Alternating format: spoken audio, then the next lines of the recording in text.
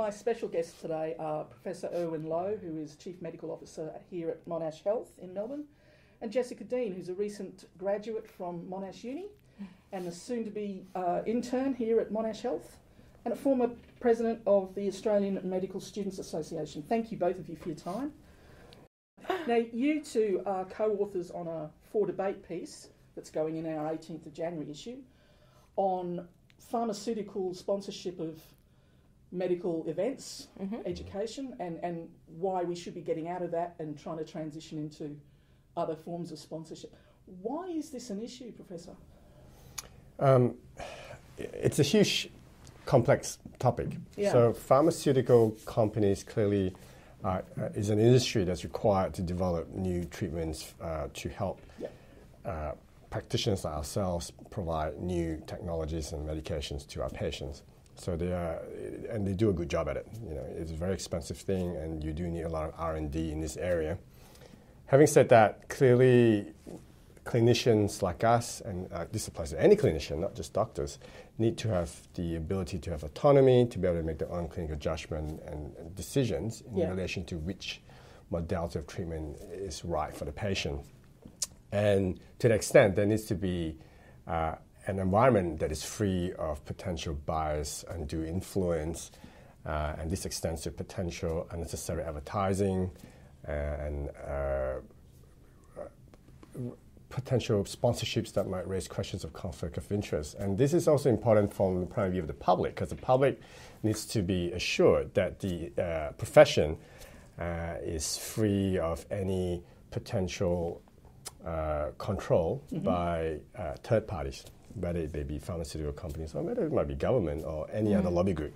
And so the community needs to be confident that medical practitioners and other clinicians are able to practice health and provide them with treatment that is independent, that is free from bias, free from conflicts of interest, and if there is any connections to industry, that has to be transparent so that they receive the best care that's evidence-based for them and their families. So that's why. But doctors seem to be pretty consistent in thinking that sponsorships or gifts from pharmaceutical companies don't influence their prescribing. Jessica, I mean, they're kidding themselves, right? Well, this is what's really interesting, is that it's been a pretty significant cultural change within the profession over the last 10 to 20 years. And I think with that comes, a really slow, social change as well, which is that doctors pride themselves on being able to identify where influence exists and navigate that complex situation. But I think what we're seeing in the evidence of late is that there's a bit of a disconnect between what doctors think they're able to do in avoiding bias and influence and what is kind of the actual experience.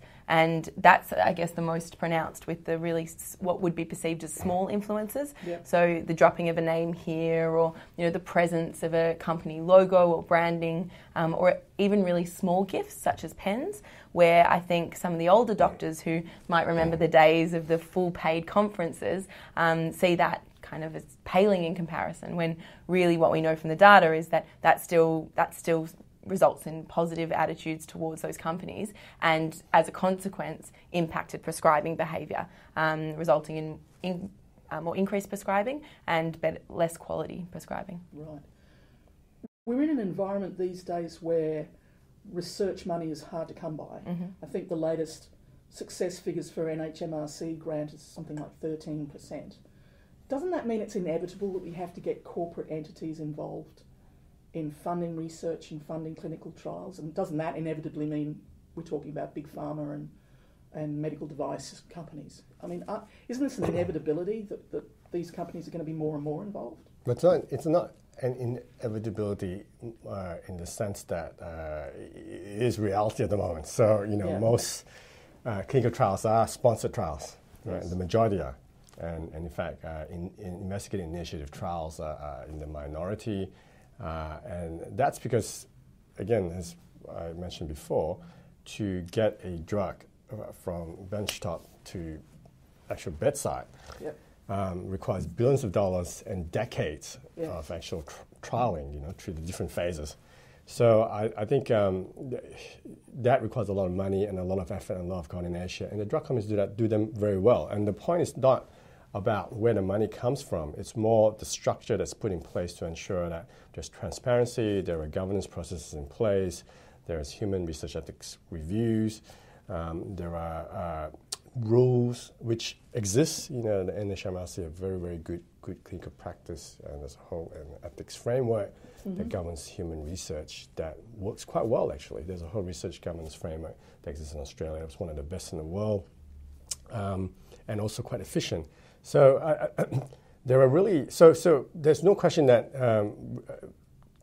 clinical, in particular pharmaceuticals and device trials, require a lot of money and require sponsorship from industry. And the point is, there's nothing wrong with that as long as there is clear separation between where the money is coming from, who's providing the money, and the independence of the researchers. You know, the principal investigators. So that's important. I mean, the point about the sponsorship, there's a whole spectrum, right? You've got trial sponsorship, which is actually required. There is a system that works, and it is a system that benefits both the community, the patients, as well as the industry, because the industry also needs to have a return of investment, and as long as there's independence. And then that goes all the way down to providing sponsorship for conferences and educational programs, down to just giving free gifts. There's a whole spectrum. And the first thing to point out is that clinicians, in particular doctors, but really this applies to any practitioner, are intelligent people, right? They make their own decisions. No clinician I've met have consciously decided, I've got some gift, because of that, I'm going to prescribe that drug. No, I've not met anybody who does that consciously. Now, the issue that Jessica's raised is the unconscious advertising that occurs, that, the name of the drug becomes more familiar to the practitioner, and therefore, when it comes to prescribing, they might think of that medication more.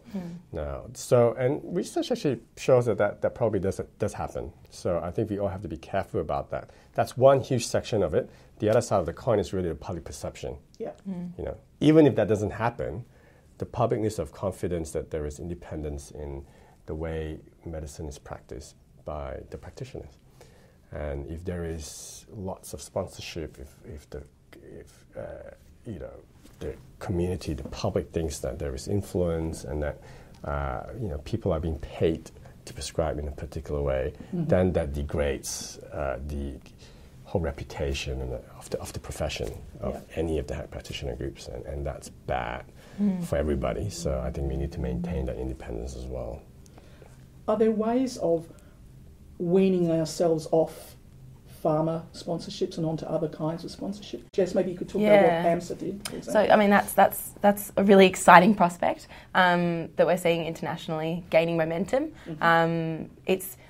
I think maybe 5-10 years ago, it was a really kind of scary thought that we'd move all of, what is quite a large volume of funding away from pharma, and that we'd be able to find other means to support those events, conferences, or even just areas of funding. Whereas what we're seeing is that AMSA did it almost a decade ago. They started the conversation with quite a rigorous process of research and, a 30-page guideline document that was implemented over a series over, I think, 2 years. And then the consequent policies that have been enacted to more rigorously implement that. We know that it's possible. The American Medical Students Association has done the same.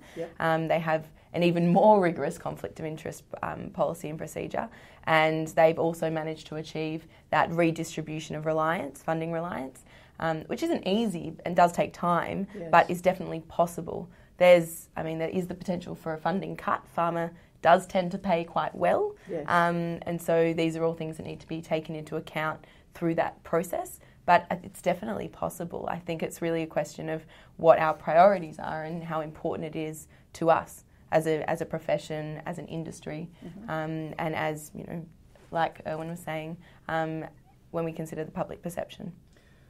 You're a brand new doctor. Yes. What's very fresh. Very fresh. You're new to the profession. You've just come out of uni. what are students thinking about this and what are they being taught about it? Yeah, see, that's what's really interesting is that students are coming from a place where we have a really solid understanding of the potential influence on prescribing behaviours that can occur from exposure. Yeah. And so for us, it's quite strange. A lot of universities implement quite strict policies to try and protect students. Yeah. So in the university environment, there's no pharmaceutical penetration at all. We know that in most of the hospitals, the students specifically are very well protected from pharmaceutical influence. And so to come into the hospital environment and be treated like, another member of the profession and seeing, sponsored lunches and things like that is quite strange, to be perfectly honest. But to understand and appreciate that it comes from a really long, elaborate and complex history of relationship between the medical profession and the industry, it makes it easy to understand. But I think maybe that's why there is such a strong push from AMSA and the student organisations for this kind of last step to kind of eradicate the residual presence that's unnecessary. So as Professor was saying earlier about it being a spectrum of influence, at the far end where really the purpose of the presence is one of influencing prescribing behaviour, it's very difficult to justify. Yeah. So sponsored lunches, pens, small gifts, those sorts of things, even presents at like sponsorship booths and stalls and expos. CPD events, even that kind of extent where we know that the only reason, there is an argument for education in that context, but it's a smaller one, that the main reason that the pharmaceutical presence is there is one of, influence and trying to influence prescribing, and that's where it becomes much more difficult to justify. Whereas at the other end of the spectrum, where the primary pursuit is education, it's much, I think, easier to understand why a mutually beneficial but regulated relationship would still be beneficial to all parties involved. Yeah. And the key is to ensure that there are boundaries around that promotion and that it is done within the context that is appropriate. So we have good rules. They can't advertise directly to patients. And as society evolves, this whole framework changes to keep up. See, things are very different now. In fact, the industry itself, I think, has done a lot of good work. Medicines Australia, which is set up by the industry, has set up a self-governing process that seems to be working. It is evolving as well. Yeah. So gone are the days of the free vacation or things like that no longer exist, and that's the right thing. And now, I think in the hospital setting, the key is to ensure that we, as you say, that we replace any potential perception. And to me, it's the main point of all this replacement of potential pharmaceutical and industry presence in especially in a public hospital setting is to maintain the confidence in the public.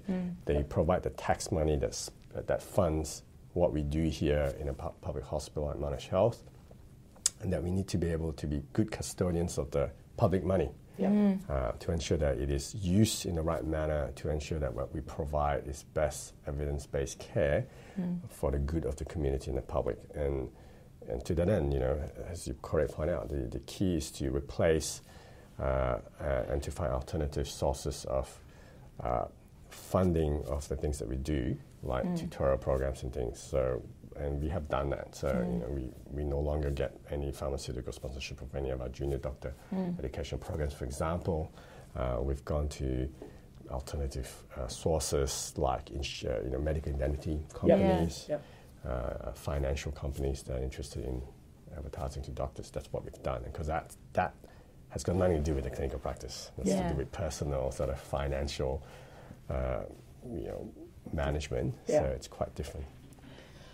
I actually think that one of the more difficult challenges will be where the benefit that we're seeing realised at the moment can't really be justified. So where there's, say, a sponsored lunch that, in 5 years' time might just be a meeting without a lunch. They're kind of it seems really obvious, but, I think they're going to be some of the difficult cultural obstacles to overcome, where we're really used to being, granted these little kind of niceties. It's a long day, and a pharma rep might visit you in your private practice or in the hospital setting, and all of a sudden there's this really lovely lunch that everyone gets to eat. Something like that, which might seem really obvious, is really difficult culturally to overcome, because it's. Professor, you're the best person to answer this, but a lot of those things may not be appropriate for the hospitals to replace them. Because I am a member of the Consultative Council for Clinical Trials Research for Victoria.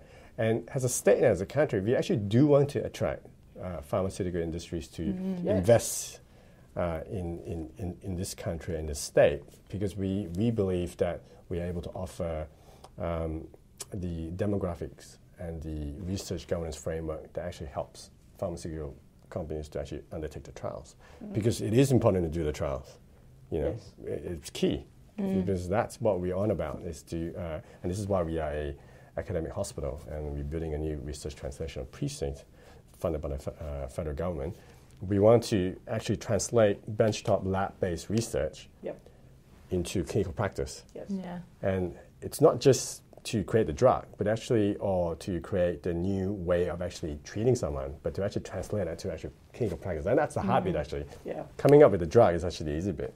Disseminating information, making sure that people are actually doing it, and then standardizing the treatment.